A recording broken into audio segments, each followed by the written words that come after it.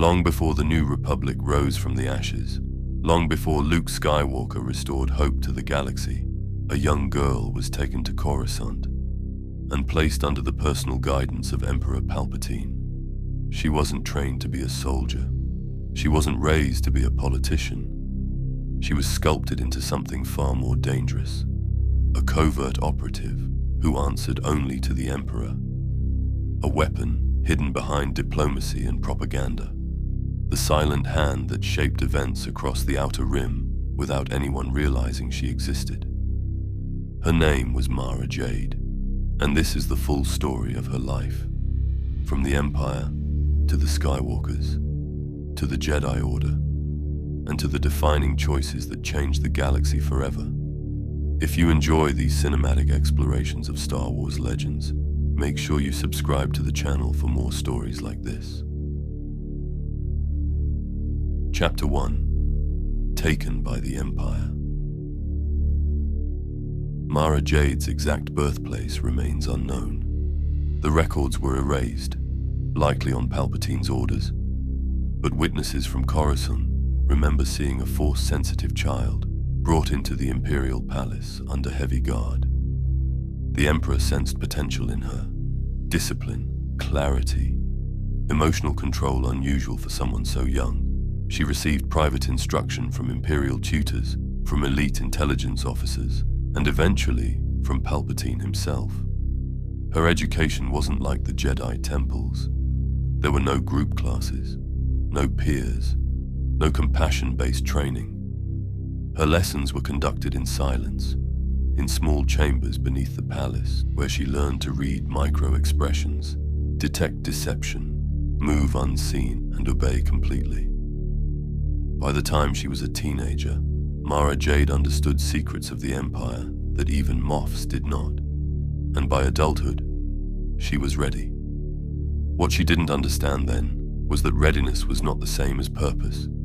She knew how to obey, how to disappear, how to endure, but she had never been taught what she herself wanted. That silence would follow her for years. Chapter 2. The Emperor's Hand. Few titles in the Empire carried as much unspoken weight as the Emperor's Hand. Unlike Inquisitors, unlike ISB officers, unlike Vader himself, the Emperor's Hand operated independently. Mara could infiltrate a governor's palace one day and extract information from a Black Sun lieutenant the next. Her assignments ranged from tracking defectors, breaking up rebel sympathizer cells, gathering intelligence on treason within the Imperial Senate, and conducting surgical strikes that altered entire regional power structures, and she did all of it alone. The Emperor communicated with her directly through the Force, moments of cold clarity that felt like instinct to her. To Mara, loyalty to Palpatine wasn't political or ideological. It was the foundation of her entire life, which made his death a psychic wound she never expected. Chapter 3. Shadows of Tatooine. Jabba's Palace. In the final year of the Empire, while she still served as the Emperor's Hand, Mara was sent on a mission to Tatooine. She infiltrated Jabba the Hutt's palace under the guise of a dancer and informant. Her objective was simple: get close enough to Luke Skywalker to kill him. But the mission fell apart for reasons outside her control. Luke escaped the palace. Leia strangled Jabba. The sail barge exploded, and the entire criminal court collapsed into chaos. In the confusion, Mara escaped, but the assignment remained unfinished. She had failed to eliminate Luke. She had failed the assignment, and failure for the Emperor's Hand was not something taken lightly. She returned to Imperial space with no debrief, no explanation, and an uneasy sense that something was about to break. The Emperor was already moving his pieces toward Endor, and Mara Jade had no idea that the next time she felt his presence would be the last. Chapter 4. The Emperor's Last Command. When the second Death Star exploded, Mara Jade wasn't anywhere near Endor, but she felt the moment with perfect clarity. The Emperor's presence, a constant in her mind since childhood, collapsed into nothing. In the same instant, his voice tore into her thoughts. "You will kill Luke Skywalker." It wasn't a whisper.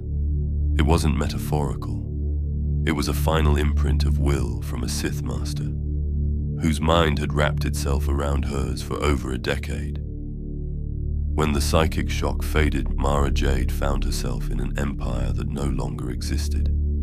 Her authority meant nothing. Her missions were cancelled. Her allies vanished.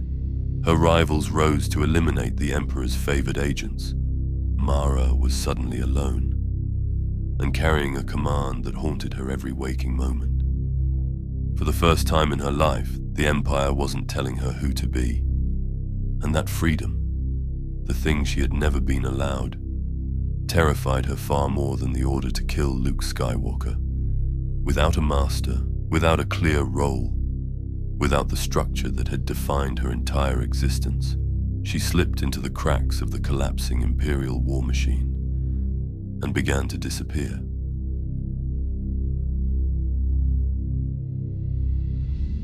Chapter 5: The Smuggler's World. Eventually, Mara found purpose again, under Talon Karrde, one of the most respected information brokers in the galaxy. Karrde wasn't an Imperial loyalist. He wasn't a rebel. He valued competence, discretion, and loyalty, earned through action, not fear. Mara excelled under him. She became his second in command and oversaw operations across multiple sectors. She gained a reputation for being one of the most efficient negotiators and field operatives in the underworld. For the first time since the Emperor's death, Mara Jade built a life that belonged to her, but the voice in her mind, the one that whispered Luke Skywalker's name, never fully faded, and destiny eventually forced her to confront it. Chapter 6: Myrkr. Everything changed when Luke Skywalker crash-landed on Myrkr and was captured by members of Karrde's organization. For Mara, seeing him in person brought every unresolved emotion crashing forward. Anger, resentment, confusion, and a hatred she couldn't fully explain because it wasn't truly hers. But circumstances forced them together. Imperial stormtroopers pressed closer. Islamir reduced their connection to the Force. Nogri hunters searched the forests. Vornskers, wolf-like predators attracted to Force-sensitive individuals, continually hunted them down. The galaxy tilted toward the unknown, and through it all, Mara observed Luke not as an enemy, but as a person. His calm, his restraint, his refusal to strike back at her hostility. Nothing about Luke matched the narrative she had been conditioned to believe. For the first time, she questioned whether her hatred truly belonged to her, or to the Emperor who no longer existed. It was the first crack in a wall she had built since childhood, a realization that the voice driving her life might not be her own. And once that question appeared, it didn't go away. Chapter 7: The Last Command. The breaking point came at Mount Tantiss. There Mara faced Joruus C'baoth, a dark Jedi driven completely mad, and Luke Skywalker, a clone grown from Luke's severed hand on Cloud City. This was the twisted endpoint of the Emperor's final command, but Mara Jade wasn't the Emperor's hand anymore. She struck down the clone, decisive, clear, and without hesitation. She helped end C'baoth's influence. She protected the real Luke Skywalker. In that moment, the Emperor's last command finally lost its hold over her. What had once been a psychic chain became nothing more than a memory. Mara Jade's future was hers again. Chapter 8: A Jedi's Journey. After the Thrawn campaign, Mara and Luke continued crossing paths. Through missions for the New Republic, Jedi investigations, and moments of quiet cooperation. She didn't rush into Jedi training. She questioned the Order's philosophies. She resisted being defined by another hierarchy. But her connection to the Force deepened. Her instincts sharpened. Her sense of balance grew stronger. Over time, Luke recognized what was already evident. Mara wasn't becoming a Jedi out of obligation. She was becoming one through clarity and choice. He formally acknowledged her as a Jedi Knight, not as a student, but as his equal. Chapter 9: Marriage and Mastery. Their relationship strengthened slowly, built on years of trust, mutual understanding, and shared battles. During the Hand of Thrawn era, Mara and Luke married. A partnership grounded in respect and balance. Mara later rose to the rank of Jedi Master and gave birth to their son, Ben Skywalker, bringing a new generation into a galaxy still struggling to find stability. She became a stabilizing force within the new Jedi Order, during years when the Republic faced internal collapse, political corruption, and threats the Empire had never prepared them for. Chapter 10: The Yuuzhan Vong. The Vong invasion tested Mara as deeply as anyone in the Jedi Order. She was infected early in the war with a biotechnological disease engineered by the Vong. It weakened her body, threatened her life, twisted her connection to the Force. But Mara Jade never stepped back from the fight. She continued training Jedi. She accompanied Luke on critical missions. She protected her newborn son, and she remained a vital voice of reason. During some of the darkest years in the New Republic, even while gravely ill, Mara's discipline and precision never wavered. Her survival alone became a symbol of resilience. Chapter 11: The Fall of Jacen Solo. Mara knew something was wrong with Jacen Solo, long before most of the Jedi Council acknowledged it. His secrecy, his detachment, his ruthless logic, his willingness to manipulate the people who loved him. When Jacen became a danger to her family, particularly to Ben, Mara acted. She hunted him alone, drawing on her entire life's worth of training. Imperial, smuggler, and Jedi. Their confrontation was intense, personal, and brutal. Mara nearly defeated him, but Jacen used deception, projecting an illusion of Ben Skywalker to break her focus. He struck with a poisoned dart, and Mara Jade Skywalker fell. Her death marked Jacen's final step into the identity of Darth Caedus, shattering the Skywalker family and altering the fate of the galaxy. Chapter 12: Legacy. Mara Jade's legacy is built not on titles, but on decisions.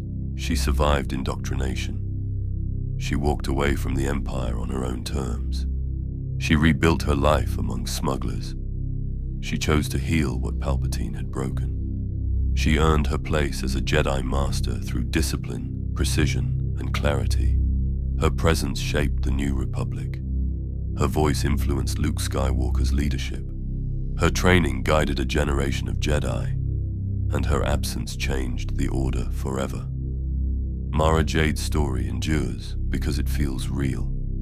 A life lived forward, defined by choices made when the galaxy was at its most uncertain. Even today, decades after her creation, fans continue to hope Lucasfilm will reintroduce a version of Mara Jade into modern canon. Not as Luke's predetermined partner, but as the complex, conflicted, fiercely capable woman who challenged him, changed him, and stood on her own as one of Legend's greatest characters. Whether she returns or not, her legacy has already shaped Star Wars storytelling in ways that cannot be undone. Thank you for watching. And if you'd like more cinematic deep dive explorations into Star Wars Legends, make sure you subscribe for the next chapter.